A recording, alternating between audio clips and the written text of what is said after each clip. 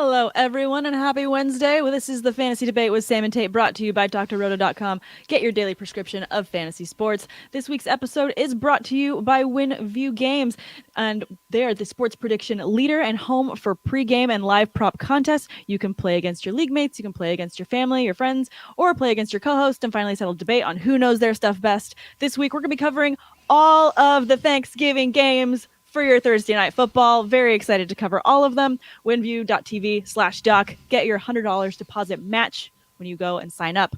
It is super, super fun. We're going to throw the graphics up in a minute so you guys get to see and join in all the fun.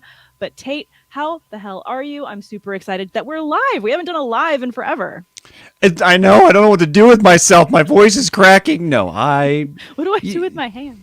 You know what? To hell with Happy Wednesday. You know what? Just fast forward another 27 minutes in Eastern Standard Time. Happy Thanksgiving for anybody that is joining us live right now. It's good to be back live with you, Sam. I missed you. Oh, I missed you too going live. It's super fun. I feel like our energy is always pretty darn good on our show. That's one thing that I do love about our show is we match each other's energies well. But when we're live, it's something special. I know, and I haven't had any alcohol yet either. It's like I'm so excited. Anyway, yes, splendid. The live vibes, I'm feeling it. Let's go. We got some WinView games to jump into, and a lot of Thanksgiving football, and really a lot of fun to dissect 6 teams that are all coming off of losses, including one winless team on the season, the Detroit Lions, which is an annual tradition up here in Detroit and Michigan, watching their team lose every Thanksgiving. We've got Chris Emmerich tuning in. Appreciate you, Chris. Live vibes. Yes, we've got the live vibes going on today. And guys, these are going to be played on WinView Games. Go ahead and head over to winview.tv/doc. Get your first deposit matched up to $100. It's free money. Go ahead and do that. And we're going to pull these games right up. I'm not going to delay or stall any longer. We are adding this up to the screen so you guys can see all the matchups that we do. And we're going to be starting, of course, with the first game that's going to be the Bears versus the Lions. Now, I mean, before you go, because I know it's not the most exciting thing, but I mean, could this be the one where could the Lions get their first win in this one? Is that crazy? Am I crazy to even think that? Definitely not crazy. You're not crazy, Sam.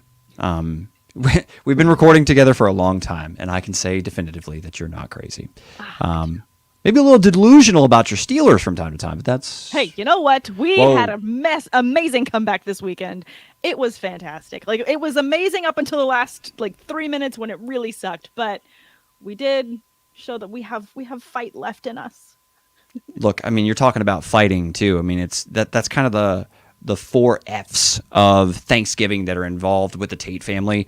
Fighting, family, food, football. And I'm just so happy to invite you into my virtual family right now to be able to tell you what's what when it comes to these WinView games. So, as always, let's break it down. Let's go to the first question.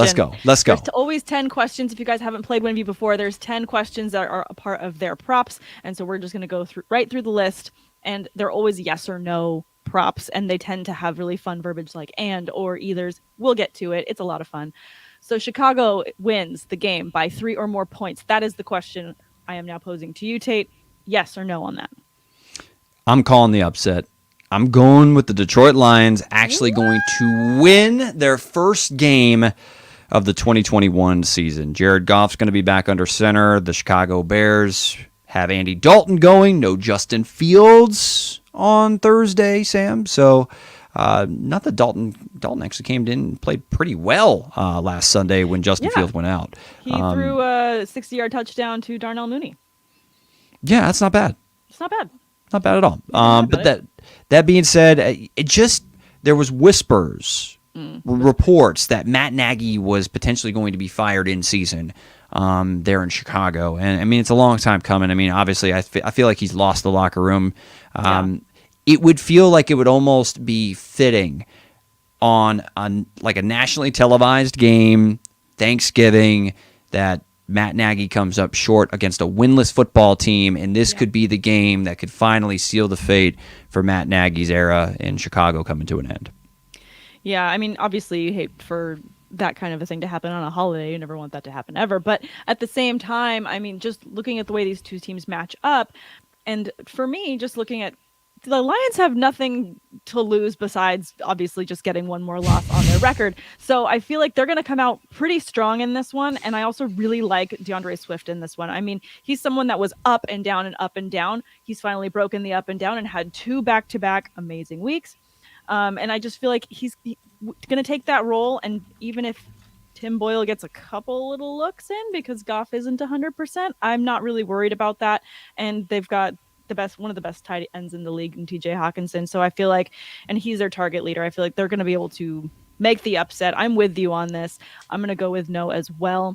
And I think that's a pretty fair margin and love that for them. I got a feel for Detroit fans. Maybe it's an early Christmas gift for them because they've had to endure, other than tying your Steelers, it's been a rough season. Thank you. I knew he wouldn't make it through this episode without bringing it up at least once. I jabbed you. Thank you. One jab. Every time. Okay. Sorry. Question number 2. Both teams combined to score 42 or more points in this game. Now, if you think that the Lions are going to pull the upset, do we think this is going to be a sneaky shootout, or do we think that this is just going to be a bit of a kind of bumbling and slow going game overall? Because I mean, 42 feels like a lot for these two teams.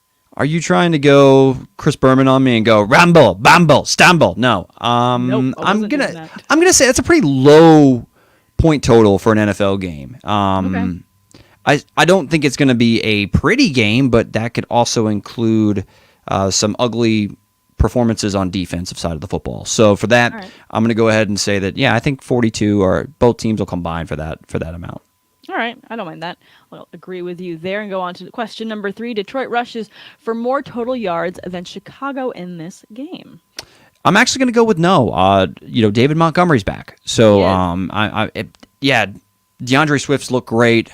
I understand that he's posted back-to-back 100-yard outings. At least 130 yards or more in the last 2 weeks. Yeah, I mean, 33 in week 10, 33 carries anyway, and then I think he had like 14 last week where he was balling out. But yep. I'm actually going to go with David Montgomery. I actually feel like he's going to have a little bit more involved than people think.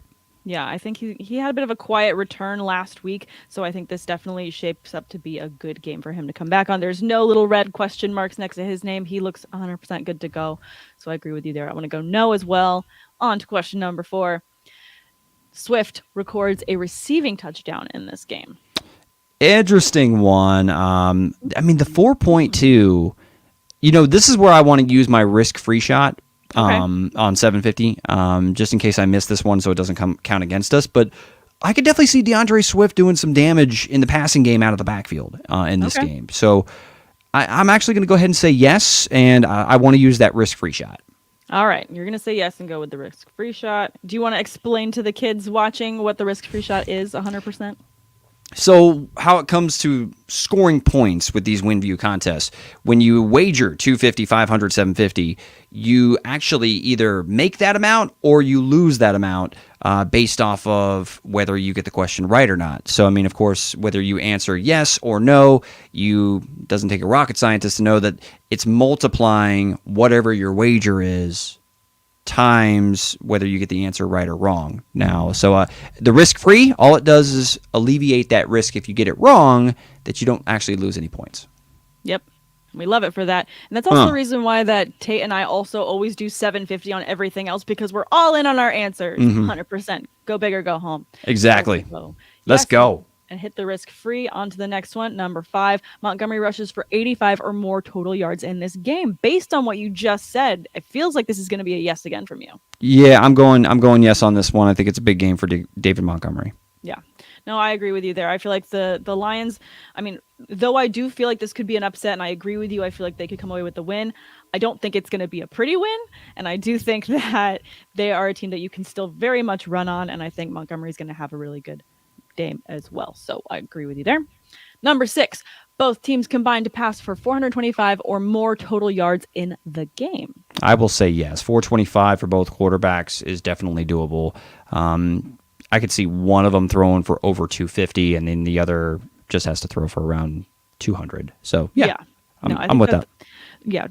The math says it speaks for itself. I agree with you there. I feel like based on what numbers they've put up before, Goff, when healthy, has had 200 or more yards in every game this season. So that's not really outside the lines for him. And Andy Dalton is a professional quarterback. He's going to be able to keep the ball moving. It's going to be fine. So I agree with you there. Going to go yes. On to the next one, number 7. We have 3 games to get to, so that's why I'm kind of going quickly. We've got a lot to cover in all of these questions. Yeah, catch your breath. Okay. Either team records 4 or more total sacks in this game. Yeah, I'm going to say yes. And even though Chicago's without Khalil Mack, I'm still going to go ahead and say that, a hampered Goff is going to get sacked once or twice, and then Andy Dalton too. I mean, that offensive line for the Chicago Bears has had issues all season long. So for me, I'm definitely thinking there's at least 4 sacks somewhere amongst these two teams throughout this contest. So either team records 4 or more. So that would again mean that. I thought it was both teams combined. I can't read. This is the tricky wording that they like to use.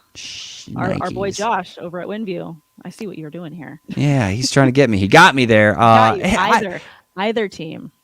That would mean that either the Lions get 4 sacks or the Bears get 4 sacks. This is not a both situation, which WinView does have a lot of both kind of questions. So that's kind of going to push me towards the no category. I'm going to say no. Yeah, that's a little high. They could each get 2, but not one. I would say if it was 3, I'd say yes, but okay. Four's a little high. Yeah, I'm going to agree. So we're going to go with the no. Glad I read that again for you. Just trying to fill in the blank. Thank you. You saved me. Thank you. No problem. Reading is hard. Watch them have 6 sacks tomorrow, the Bears. I know. Just going to go off. Either team records 2 or more interceptions in the game. Either team.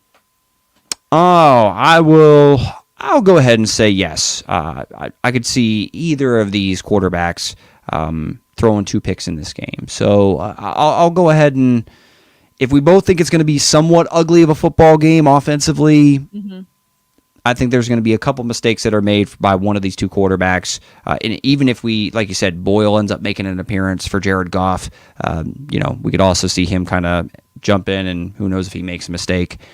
So yeah, I'll go ahead and say yes. Yep, I agree there. We're going to put yes as well. Number 9, Detroit kicks a successful field goal for 47 or more yards in this game. This is weird. Weird. I like the picker questions. It's weird. I'll say yes. I mean, is it feasible that the Detroit offense stalls right around the 25-yard line or something? Well, like around the 30, 35, and they have to settle for 3? Yeah, I'll go ahead and say yes, they do. Yeah, why the hell not? Exactly. Why the hell not? Why the hell not? All right, number 10, last one on this game, and then we're moving on to the Dallas game next. This one says, any defensive player records 10 or more total tackles in the game. Yeah, give me Roquan Smith. Absolutely. Roquan's one of the best tackle machines in the National Football League, one of the best sideline-to-sideline linebackers we've seen in a while. So, yeah, I'll go ahead and I'll say yes, with my prediction being that it's Roquan. All right, I love that. All right, that's all of it for that matchup. We're going to go to the next one. Now, this is where WinView likes to store all of your contests, and you can do multiple ones. And since I have this open, I'll go ahead and pull it up. You don't have to just do football. They've got basketball up in here, too. They've got every single sport in here. They're all really fun. And then they just collect into your little My Contests tab, and this is just super fun. You see me just having fun with the user interface here? I'm loving it. I know you've said fun like 3 or 4 times in the span of like one sentence. You know what's really funny? I haven't had coffee in almost 2 months, and this is how much energy I have at like 8:45 for no coffee in me. That's pretty good. Wow. That's okay. Pretty good. Yeah, I just finished an energy drink, and it's like 11 o'clock Eastern Standard Time over here. So, yeah. Ouch. I'll see you tomorrow morning. I'm not going to sleep. All right. So WinView is going to kick this one off. Raiders versus the Cowboys. First question right off the bat. The Raiders win this game. No. They are sorry. Not to disparage our Las Vegas Raider fan base that's probably listening live because they're over on the West Coast. West Coast. Yeah, whatever. It's warm here. I win this argument. It was like 80 today. Okay, don't talk. Now you're just being mean. Like, I'm stuck up here in Michigan where I'm freezing my ass off. It's already snowed earlier this week. Thanks, great, good, great, grand, wonderful. No, the Las Vegas Raiders are not going to win this football game. They're in a free fall right now. And free fall. Yeah, it's just been a weird year with, Henry Ruggs and John Gruden and all that stuff. Drama. A lot of it's negative, and it kind of stopped terrible. any momentum that the Raiders did have going this season. Dallas coming off of an embarrassing loss against the Kansas City Chiefs. Now, they have no Amari Cooper, and as of right now, CeeDee Lamb practiced today, but he is still recovering. Limited, and he suffered a concussion last week. I think he's going to play. It seems like those reports are suggesting that he's going to be available, which is a big win for the Dallas offense. But yeah, I think Big D gets it done at home, and the Raiders continue to, not really be able to figure it out amongst all the turmoil. No, I agree with you there. And I'm going to go ahead and click on to the next question while I bring this up. But something too, looking at the offensive weapons for the Raiders. And obviously Darren Waller is someone that he's a fantastic tight end. He's going to go down as one of the best. He's amazing at the position, but it's kind of frustrating when you see games like the last one where he had so many targets and he was fully in the mix. I think it was the second or the leading target holder for the week. He had 8 targets. And then Foster Moreau comes in and just vultures a touchdown, which is just super fun and delightful and random for anyone that I'm sure is feeling the pain as I was last week. But it's kind of frustrating because it's just not been consistent for any single player week in and week out. Oh, it's Bryan Edwards this week, and then he disappears the next week. Josh Jacobs is having up and down weeks as well. You love the targets that he saw last week, but it's not consistent right now, and I think it speaks to just how scattered the entire Raiders organization feels right now, and that really sucks. But let's go to question 2. Both teams combined. I wanted to use something. I wanted to use Foster's. It's Australian for vulture. Anyway, wow. Come on! It's an old commercial from the 90s. I know that commercial. Foster Moreau. All right, whatever. Next question. God, I can't participate. Fine. Oh, so funny. All right, both teams combined to score 52 or more points in this game. Let's go ahead and say yes. I think I do think the Dallas offense has a productive day, and I think the Raiders will be able to keep it close through the first 2.5 quarters. But I feel like it'll be a close first half for them, and then I could see Dallas just absolutely blowing them out of the water on that one. But I agree. I feel like 52 is a reasonable score for this week. So I'm going to agree. And we're going to go to the next question. Derek Carr passes for more total yards than Dak Prescott in this game. I'll say yes. I believe that the Raiders are probably going to be playing from behind against the Cowboys for the majority of the game. They may get the first score on the board, but for me, I'm going to go with Carr having to try to throw them into this game. I feel for Carr because outside of Darren Waller, and Hunter Renfro's actually had a really, really, really good year, but Prescott too, potentially we don't know about CeeDee Lamb yet. No. So if CeeDee Lamb's unavailable, then the answer to this is a slam dunk yes for Derek Carr, but even if Lamb is a go, I'm still going to go with Derek Carr. Yeah, I agree, and I feel like, if they can get out early, this could be just a good, not just a Zeke game, but a big Tony Pollard game, and they can just run out and let that game script kind of work in their favor. So yeah, I agree. I'm going to go with Derek Carr throwing for just a little bit more than Dak Prescott. Number 4, either Josh Jacobs or Ezekiel Elliott rush for a touchdown in this game. I would say yes. Yeah, I would say either of them. Yeah, I would say very, very, very certain on this one. So I don't know about you though. No, I'm 100% certain as well. I feel like either of them could rush for a touchdown. I feel like if I had to bet between the two, I would say Zeke, but I feel like this is an easy slam dunk yes for me as well. Hell, I'd almost want to go yes for both, but it has to be a rushing touchdown. So yes. That also kind of comes into play, but they're both do a lot of their damage on the ground. So let's go. Let's go. Let's 5, go. Both teams combined to rush for 220 or more total yards in the game. Both teams combine to rush for 220. So that's a both. What's your initial thought?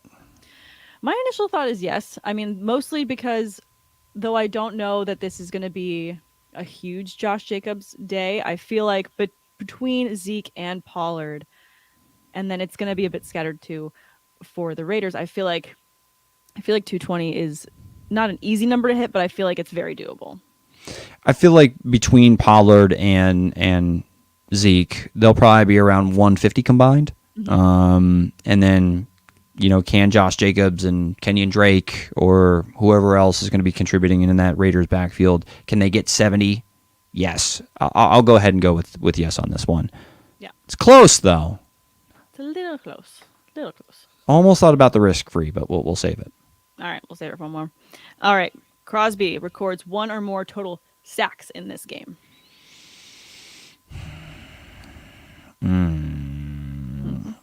He's kind of due. I think he's due for one. Yeah, I'm gonna say yes. Yeah, I agree as well. I feel like he's due for one, and gonna put that in. Number 7, Trayvon Diggs records an interception in this game. I want to hit yes on this. He is also due. He is so due for another interception. And what better time than prime time than Thanksgiving to get an interception? Against your boy Derek Carr. Yeah, I would probably say no, but let's go ahead. I mean, I've gotten the tiebreakers a lot on this one, so let's roll with it. It's 5 times your wager, so hell yeah, let's go. All right, so should I do the risk-free on this? I think so. I mean, because to get a pick is it's not easy. Okay, when he gets 2 picks, I'm just I'll FaceTime you. FaceTime me, hit me up on Twitter, make fun of me. That's all good. All the at. Stop adding me. Number 8, either team kicks 3 or more successful field goals in this game. No, 3 or more. 3 is kind of high, don't you think? Yeah, 3 feels a bit high. Yeah, I'm 2 I'd be okay with, but no, 3's no. Yeah, nah. a bit unnecessary. No. Nah. No, thank you. Number 9, more points are scored in the first half than the second half of the game. What is this wackiness? What is this wackiness? Just you take this one. I know, it's such a weird question. I'd say no. I think actually the second half is going to see more points scored. You think it's scored. going to be more fire? Yeah. Both teams kind of get off to a little bit of a slow start, Rocky. and then the Raiders pick up some garbage time tutties. Yep, garbage time to keep them in it. Yeah, okay, I agree with that. Wait, did I read that right? More points in the first half? No. So you think there's going to be more points in the second half? Yeah. Okay. I just want to make sure that I was reading that right. See, I got your back. I got you. Reading is hard. It's really hard. What can I say? All right, last question for this game. Then we're moving on to the last one of Thursday Night Football. A touchdown is scored in every quarter of the game. These weird questions. Come on, WinView. Making Thanksgiving stressful on me. It's already stressful enough. No. Sure, what the hell? Really three and a half times the wager. We're scared money don't make money here at the Fantasy Debate with Sam Tate. I should make a T-shirt with your face on it that says that. Scared money don't make money. What face do you want me to make? One of these finger guns ones. Oh, no. No. Gosh. It's got to be good. Come on. Oh, God. That's like a dad thing. I get it. I'm a dad You're now. You're a dad. I know. It's totally in your wheelhouse. It makes perfect sense. All right. The last one to cover is going to be the Bills versus the Saints. This is a weird game for me, in my mind, because the Bills have not looked how they should look at all. The Saints are playing without Kamara. They're playing with Trevor Simeon, who's sneakily the 3rd best quarterback in fantasy right now, which doesn't make any sense either. Whoa! It's just it's a weird game to me. Like what? How is this happening? And then the Falcons beat the Saints like a couple weeks ago, and that's still I wake up in the middle of the night. I'm like, how did that happen? And then I fall back asleep. But still, this is it's a weird matchup for me. Is that not the same for you? It's in Buffalo. I thought it was in New Orleans. No, I have in my notes that it's in Buffalo, unless I wrote it wrong. Which is totally possible. Well, generally, I mean, we're looking at the screen right now. It says Buffalo on the left, New Orleans on the right. Normally, the team on the right is the home team, but if you say it's in Buffalo, then it's in Buffalo. I believe you. ESPN, it says it in Buffalo. Okay, well then, hey, they're never wrong. Well, they could totally be wrong. They could be totally wrong. Oh, no, wait. I think I read that wrong. Here we go. Yep. Yeah. Okay. I think it's okay. So while New Orleans is not an easy place to play football, right? I expect this to be a get-right game for Josh Allen and the Buffalo Bills, who all of a sudden now are in a dogfight in the AFC East with the New England Patriots. Yeah. They lost bad to Jacksonville, then they lost even worse to the Indianapolis Colts. Jonathan Taylor touched up this team to the point of finding pay dirt 5 different times. Nuts. Yeah. But you already mentioned it. They don't have to worry about Alvin Kamara. And for that reason, even though the Saints have been pretty good on defense for the most parts this season, I expect Josh Allen and them to get right in this game and kind of make this one a little bit ugly. All right. So with that's my take. I don't know. I mean, but am I underestimating the Saints here? Tell me. No, I don't think that you are. I agree. I feel like of the two, I'm going to pick the Bills to win as well. I feel like this has to be a get right game for Josh Allen. I mean, he's got so much to prove in this division, and he's due. The Bills are due for a big game, and hopefully that's what happens here. So to go off of this first question, the game is decided by 6 points or fewer. Do you feel like this has, of the 3 games, this is more likely to be the one that's a blowout, or do you feel like this one's going to be close? I'm trying to bank on the fact that I still think the Bills are a contender in the AFC, and I still think that Josh Allen is not just a very good quarterback. I think he's an elite level quarterback. But the problem is he's been erratic this season. And, I mean, we saw that kind of erratic, inconsistent, volatile performances to start his career, right? And he looked like he really took that next step last season, and he's shown glimpses of it, but he doesn't look quite as consistent this season. But I look for him, who's probably hearing all kinds of noise about, what's wrong with the Bills, what's wrong with Josh Allen, blah, blah, blah, blah, blah. I expect him to make a statement, and he really, quite frankly, they should against a very, very, very undermanned New Orleans Saints team. But, the Saints are always dangerous at home. Yeah, it's the only hesitation, but I'm banking on Josh Allen in this game, so I say yes. I think they win by 10 or more points. Okay, so the game is decided by 6 or fewer points. You're going to say no? Correct. It's going to be more. Okay. Just making sure I'm reading the language correctly. I'm going to agree with you there. You are correct. And now, Josh Allen rushes for a touchdown in this game. That's our second question. Right off the bat. Jumping right into the deep end. Yeah, I actually think he does. I think he has, I'm going to call my shot, I think he has over 300 total yards and 3 total scores, 2 through the air, 1 on the ground. Okay, because he hasn't had a rushing touchdown since week 8. I know. Okay. Thank you. I'm just throwing that out there. You are throwing it out there, and that felt like it hurt. I felt the jab. Okay, but my bad. No, it's okay. Just saying. It's a good stat pull. No, it's good. Yeah. It's relevant. On the season, he's only had 3 rushing touchdowns. I know. Un-Josh Allen. Correct. Which, again, I'm kind of going. Probably why it's saying 4 times versus the 1. Correct. So no, I understand that his involvement and his rushing totals haven't been the gaudy ones that we've seen in the past, in particular, as far as finding Pater. But just feel like he's kind of due. Again, I feel like this is a Josh Allen kind of statement game. All right. Would you go with your risk-free shot on this one or no? I don't know what the other questions are, but it wouldn't. Yes, I would like to do it. Okay.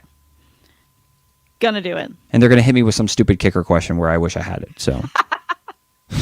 100%. All right. The Saints pass for 225 or more total yards in this game. So stack out. Let me know what are the numbers for Trevor Simeon since he's been under center as far as passing yardage go on a yards per game basis, because I'm actually quite interested against a Bills team that gave up a lot of damage on the ground last week, but Trevor Simeon without Alvin Kamara to dump it off to, what do you think?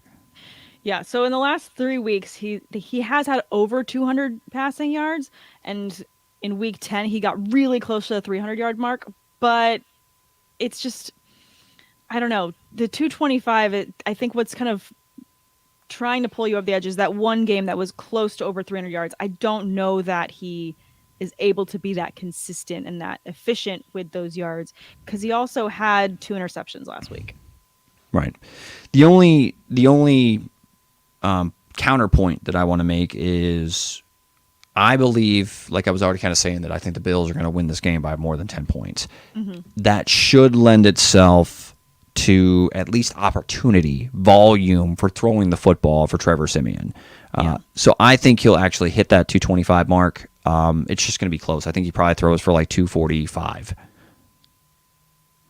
Yeah. I feel like he's gonna go over 200, but I feel like he's not gonna go over 225. Okay, then it's your account. It's my account. It's my money. Yeah, I know. Hashtag analysis. Buffalo records more total sacks than New Orleans in this game. Ooh, I'm going to say no on this one. No?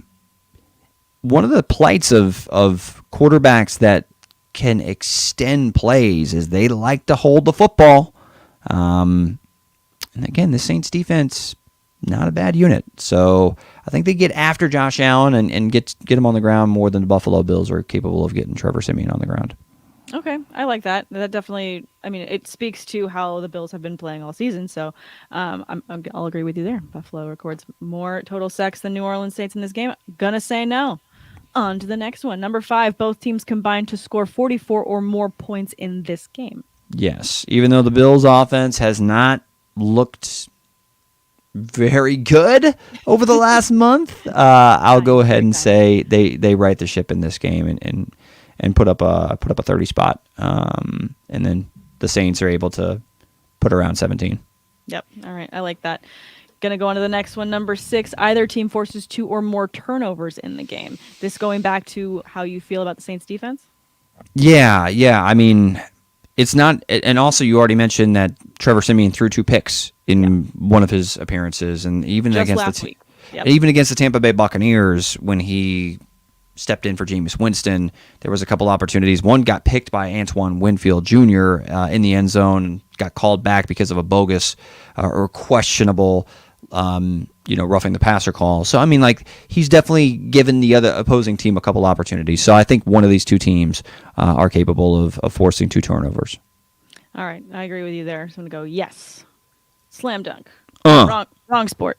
Either team scores 17 or more points in any quarter of the game. Damn it! I knew I shouldn't have used the risk free. This is weird. I'm just gonna say no, because that's high. I mean, that's high. That's 3. I mean, maybe a defensive touchdown happens. That's how the kind of the wackiness can kind of take place. But I'm gonna say 17's a bit aggressive for one quarter. Yeah, I agree. That's too aggressive for me. No, thank you. Gonna go with number 8. Diggs records 100 or more total receiving yards in this game. I'm going to say no, even though he's capable of torching anybody in the NFL. Defense has been pretty good, and in particular, on the other side of the football, I do like some of the Saints secondary members. So I think that they're able to at least keep Diggs in check. So I'm going to say no. But I mean, are you feeling like this is if we feel like this is a get right game for Josh Allen? Certainly there's the script that could read Stephon Diggs goes for like 130 or something like that in a score.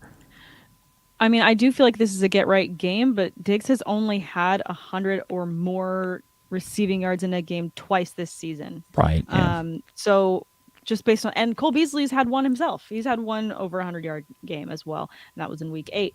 I feel like he has enough weapons that not a single player has to hit over 100 yards in a single game. And scrolling through a couple other pass catchers, I mean, Dawson Knox had over 100 yards in week 5. So it's kind of a smattering of one guy being the guy. I don't know that it's going to be Diggs this week, not for any, reason in particular, but if the Saints defense is going to be trying to put a hurt on one of their best weapons, it would be their best service to put that hurt on Diggs, and it would open things up for players like Beasley, for Sanders, and for Dawson Knox. Yeah, I mean, even Gabe Davis. Like, I mean, look, lockdown Lattimore is a thing. Like, he's a damn good cover corner, and he's going to see his fair share of facing off against Stephon Diggs in this one. So, and he's proven the capability to also shadow the opposing team's number one. So, not that Diggs can't get to him, and it'll be a nice battle, but certainly Lattimore is not going to make things easy on Stephon Diggs. No, I feel like should be a really fun one to watch those two duke it out. I mean, maybe it would be even one because it's prime time. Maybe someone gets flagged for taunting on one. Fight. Yeah, I know. Fight. Throw it down. No, someone gets ejected. Who knows?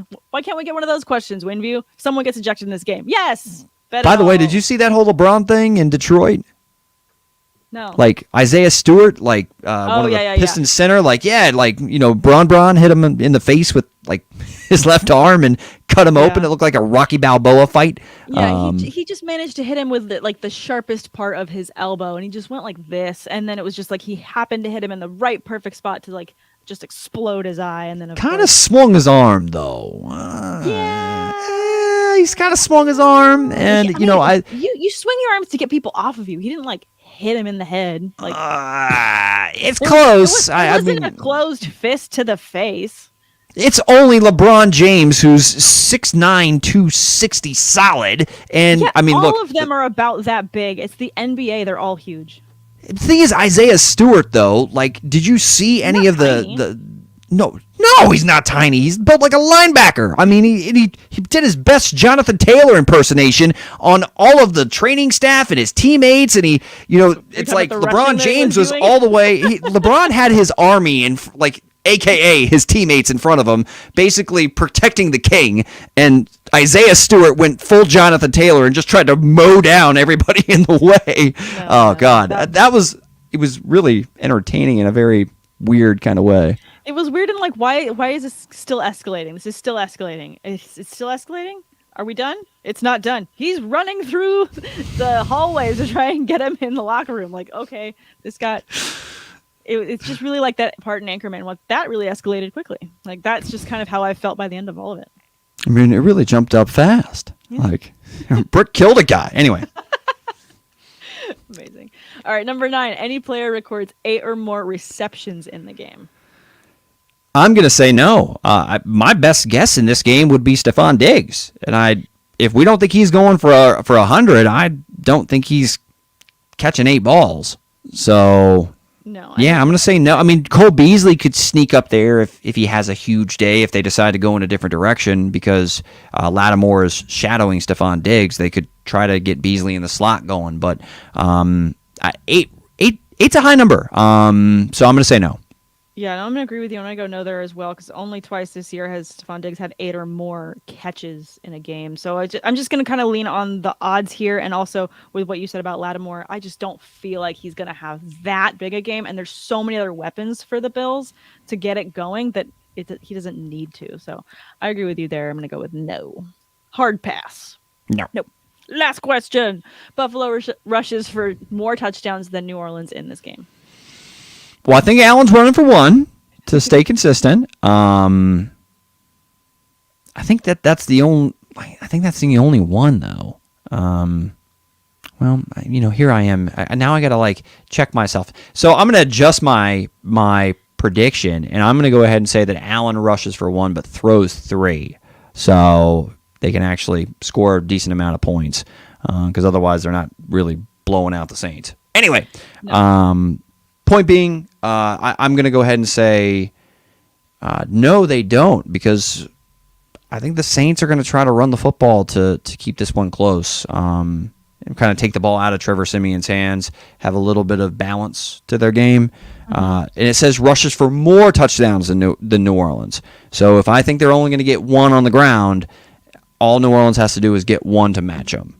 So the tiebreaker goes to New Orleans in this case, and in this case, I'm going to say no. Yeah, I'm going to agree with you on that as well. Just, looking at their running options as well. Zach Moss and Devin Singletary haven't necessarily blown up the running game for the Bills in any sense of the word. It's just, I think Josh Allen's going to get a rushing touchdown, and I think that's it. And I think that the Saints are going to be able to either match or beat that as well. So, agreed there. Make prediction. All set. Guys, that's it. Yeah, we managed to get through 30 questions. That was a lot. It was a bit lengthier than I thought, but time flies when I'm talking football on the Fantasy Debate with Sam and Tate. It absolutely does. Yeah, same for me. And you know what? I absolutely love going through all these props as well, because it forces me to think differently about my individual fantasy analysis as I'm going through a game. So it's super fun, and I enjoy going through them with you. Now, before we go out, have to know, because it's the question everyone wants to know, what's your favorite Thanksgiving side dish, and what's your least favorite thing to eat on Thanksgiving? I want to know the best and the worst. The worst, I don't get the whole craving thing with cranberry sauce. Or cranberry. I don't even know if that's like what you would consider like an actual side, but I just don't get the whole jam with cranberry sauce on Thanksgiving. Unintended? You don't get the jam? No, don't do that to me. That was good. That was good, Sam. Unintended. Damn it. Anyway, no, cranberry sauce is my least favorite. And then my favorite, a little... this is tough because I'm so simple when it comes to like a great homemade mashed potatoes and gravy. You know what? It's kind of the thing that I've heard a lot of, actually, so I'm not surprised. Mashed potatoes is kind of the low-key 101 for a lot of people. I think there's something about mashed potatoes, the ones that, mom makes, that grandma makes, that are on Thanksgiving, that are just, they bring a sense of home to the whole meal. They really bring it all together. Mm-hmm. Yeah, I mean, it's the connecting tissue on my plate, right? Like I have sprinkle a little bit of green stuff, whether it be green beans or broccoli casserole or whatever. But then the turkey and a little bit of ham, and but it's always just right, touching everything on the plate, and you can scoop it with everything. Is mashed potatoes and gravy. So yeah. See, for that reason, gravy is probably my favorite thing, because that is just like my plate becomes like a soup bowl. With just how much gravy I cover everything with, and everything is just absolutely coated, extra dippings. My family goes through it so much that there's always like 2 gravy boats on, and then there's a pot that's just like on deck ready for refills. Like we go through so much gravy. You have to make extra, and I think that at least in the Tate household, that is a hot commodity. And we want to make sure, too, for the leftovers, that you have more gravy than you actually need. Absolutely. You need to have that backup. It's got to be, ready in case you need it. You've just woken up after being asleep for 3 hours, and you're like, I need a third or fourth helping, depending on which plate you're on. By the time you've had your first food coma, you need the gravy on deck. It's got to be there. Who is the mashed potatoes and gravy, or the gravy of your fantasy football squads in 2021? What's the binding tissue on all of your teams? Who's the one player? Ooh, that is a really good question. I mean, I feel like for a lot of people with multiple leagues, it's probably Cooper Kupp. It's just been like the consistent, delicious gravy to an entire week. Just even if you've had a bad week, you're looking at the side and you're like, I still had you. So it's like, I feel like he's probably that connective tissue. I don't have enough shares of Cooper Kupp. But then maybe on the other end, I would say, oh man, I did not freeze the frame. I swear, I'm still thinking. No, I mean, for me, we're comparing players to food. But for it. Deebo Samuel. Yeah. Okay. Deebo's been my guy, and I, lucky enough to be able to have played the wrong hype candidate train well when it came to Brandon Ayuk being the guy that everybody had, kind of pegged as a breakout player, which I think he's still going to be fine. A lot of people are going to kind of hate Brandon Ayuk for his lackluster start to this season while they're watching Deebo Samuel just absolutely destroy defenses this year. But Deebo's been kind of the guy, the binding tissue on all of my teams, and that's why I'm doing pretty well in fantasy this year. I tell you what, man. There you go. There you have it. Well, thanks everyone so much for tuning in. I hope you all have a wonderful Thanksgiving. And thank you so much for listening to the Fantasy Debate with Sam and Tate. Check out all the other content, seasonal and DFS tools, as well as premium access to our staff for all your fantasy sports questions in the members-only Discord right here at drrhoda.com. I just want to be the first to wish everyone, it is 12:16 Eastern Standard Time officially. Happy Thanksgiving. Enjoy it with your family. I'm going to enjoy it with mine. Sam, you too.